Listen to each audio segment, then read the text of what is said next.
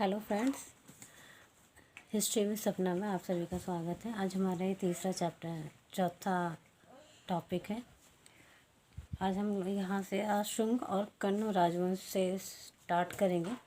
Guys, आप लोगों का अच्छा फीडबैक मिल रहा है मुझे, लेकिन आप लोग मेरे चैनल को सब्सक्राइब नहीं कर रहे हो तो प्लीज़ सब्सक्राइब करिए ताकि जल्दी से जल्दी नोटिफिकेशन आप तक पहुँचे, आपको मेरी वीडियो मिले ताकि आप ही लोगों का फ़ायदा हो। सो प्लीज़ इसे ज़्यादा से ज़्यादा लाइक और शेयर भी करिए। Thank you. तो हम अपना टॉपिक स्टार्ट करते हैं, जो है शुंग और कण्व राजवंश। शुंग अथवा कण्व राजवंश पुष्यमित्र, इसका जो सबसे पहला जो शासक था वो था पुष्यमित्र शुंग। पुष्यमित्र जो अंतिम मौर्य नरेश बृहदत्त का प्रधान सेनापति था। पुष्यमित्र को बौद्धों का घोर विरोधी व स्तूपों और बिहार का विनाशक भी कहा गया है। पुष्यमित्र शुंग ने कहा था कि जो मुझे एक भिक्षु का सिर देगा मैं उसे 100 दिनारे दूंगा। मतलब कि बौद्ध धर्म का इतना विरोधी था कि इन्होंने ये तक भी कह दिया था कि जो मुझे एक भिक्षु का सिर देगा मैं उसे 100 दिनारे दूंगा। पुष्यमित्र जो शुंग थे वो ब्राह्मण धर्म के अनुयायी थे। पुष्यमित्र के बाद अग्निमित्र शुंग वंश का राजा हुआ। शुंग वंश का 10वां एवं अंतिम नरेश देवभीति था। इसने 10 वर्षों तक राज्य किया। यह अत्यंत विलासी था। इसी के अमात्य ने वासुदेव जो था इनका अमात्य था, इसकी हत्या कर शुंग वंश की समाप्ति कर दी। फिर इसके बाद आता है कण्व राजवंश। कण्व वंश का जो संस्थापक था वो वासुदेव था। मनु के अनुसार विपत्ति के समय ब्राह्मण को अपने वर्ण से भिन्न पेशा अपनाकर जीविका कमाने की छूट है। मतलब ऐसा पेपर में आ सकता है कि किसके अनुसार कि किसकी व्याख्या है कि विपत्ति के समय ब्राह्मण को अपने वर्ण से भिन्न पेशा अपनाकर जीविका कमाने की छूट प्रदान की थी। ऐसा क्वेश्चन में आ सकता है। फ्रेंड्स, मैं आप लोगों को जो भी नेट जो JRF से रिलेटेड जो भी क्वेश्चन जितने भी इम्पोर्टेंट है, ठीक है, मैंने बुक्स का 2-3 बुक्स हैं उन्हीं का कंसर्न किया है। NCERT बुक्स हैं और KC श्रीवास्तव की बुक है। इन बुक्स को मैंने कंबाइन करके क्वेश्चंस मैं आपके लिए ला रही हूँ। जिस शुंगों का जो शासनकाल था वैदिक अथवा ब्राह्मण धर्म के पुनर्जागरण का काल कहा जाता है। फिर है सातवाहन। सातवाहनों ने सीसा, तांबा, प्रोटीन के सिक्के ढलवाए। ऐसा क्वेश्चन में आता है कि शीशे के सिक्के किस शासक ने ढलवाए थे, तो सातवाहन शासकों ने ढलवाए थे। फिर है हाल। हाल के राजसभा में बृहत कथा के रचयिता गुणाढ़ थे।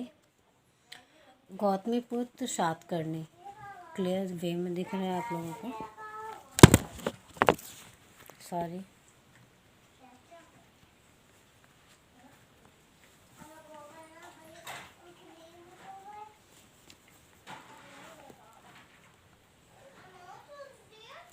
गौतमीपुत्र सातकर्णी ने राज महाराज स्वामी जैसी महान उपाधियां धारण की।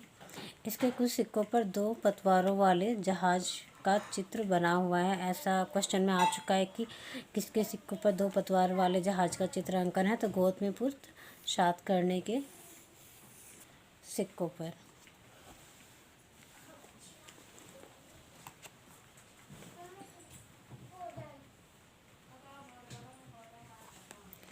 कलिंग के चेदी राजा, इस वंश का संस्थापक महामेधवाहन नामक व्यक्ति था। इस वंश का सर्वाधिक शक्तिशाली राजा खारवेल था। इसी का जो है हाथी गुम्फा अभिलेख है। ये जो हाथी गुम्फा जो अभिलेख है वो बिना तिथि का अभिलेख है। ऐसा क्वेश्चन में आ सकता है कि बिना तिथि का कौन सा ऐसा अभिलेख है, तो हाथी गुम्फा अभिलेख है खारवेल का। हिंद यवन शासक है। फिर उसके बाद हिंद यवन या इंडो ग्रीक यानी उत्तर पश्चिम में स्वर्ण सिक्कों का प्रचलन सर्वप्रथम यवन शासकों ने ही करवाया था। फिर है यवनों के चांदी के सिक्के द्रम कहे जाते थे। ऐसा क्वेश्चन में आ सकता है, मैचिंग में आता है ये कि द्रम क्या था, तो चांदी का सिक्का था।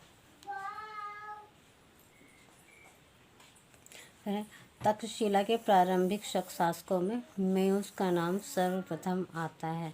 तो शक शासक जो सर्वप्रथम जो शक शासक था वो क्या नाम था उसका, मेउस। पल्लव वंश का सर्वाधिक शक्तिशाली राजा गांडो फॉर्निस था। फिर आता है कुषाण वंश। कुषाण यूटी जाति की एक शाखा थी। उसका प्रथम जो शासक था कुजुल कैटफिसेस था। इसने बस तांबे के ही सिक्के चलाए। कुजुल कैटफिसेस ने क्या किया, बस ओनली एक ही तांबे की धातु का ही सिक्का चलाया, किसी अन्य धातु का नहीं चलाया। फिर आता है विम कैटफिसेस। विम कैटफिसेस सर्वप्रथम विम कैटफिसेस ने के समय में ही भारत कुषाण मतलब जो भारत में जो कुषाण जो सत्ता एक्चुअल में स्थापित हुई थी, तो वो किसके टाइम में हुई थी, विम कैटफिसेस के टाइम में हुई थी। इसने स्वर्ण तथा तांबे के सिक्के खुदवाए। मतलब कुजुल कैटफिसेस ने ओनली तांबे का सिक्का चलवाया था, लेकिन इसने स्वर्ण के भी चलवाए और तांबे के भी चलवाए थे। सिक्कों पर शिव, नंदी तथा त्रिशूल की आकृति मिलती है। ये भी इम्पोर्टेंट है एग्जाम के पॉइंट ऑफ व्यू से। किसके सिक्कों पर शिव, नंदी, त्रिशूल की आकृति मिलती, तो विम कैटफिसेस के सिक्कों पर मिलती है।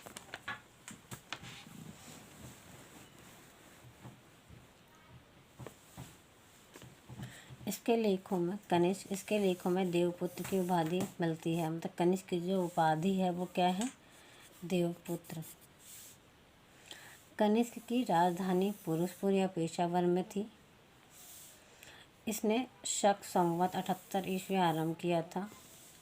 कश्मीर में एक खुश्कपुर नामक नगर की स्थापना करवाई थी कनिष्क ने। कुषाणों का अंतिम शासक वासुदेव था। कुषाणों का अंतिम शासक कौन था, वासुदेव था। कुषाणों के पास स्वर्ण सिक्कों का भारी भंडार था।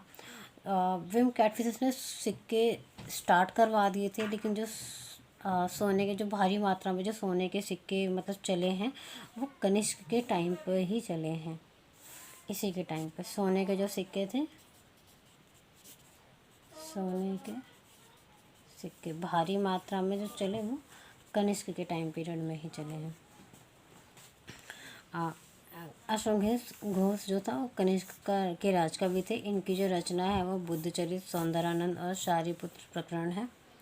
अशोक के दरबार में महान औषधि शास्त्र चरक उनके राज्यवेद थे, उनके दरबार में रहते थे। जो कनिष्क के शासन काल में कला के क्षेत्र में 2 स्वतंत्र शैलियों का निर्माण हुआ, गंधार और मथुरा। सारनाथ से बौद्धिस्ट की विशाल मूर्ति मिली है, ये भी इम्पोर्टेंट है, ऐसा क्वेश्चन आया है। बुद्ध की विशाल मूर्ति किस स्थान से मिली है, ऑप्शनल आता है, सांची, सारनाथ, कौशाम्बी वगैरह करके, तो सारनाथ से मिली।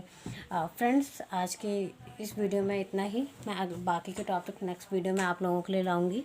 प्लीज़ अगर आप लोगों को मेरी वीडियो अच्छी लगी हो तो प्लीज़ सब्सक्राइब करिए, ज़्यादा से ज़्यादा लाइक और शेयर करिए। Thank you friend.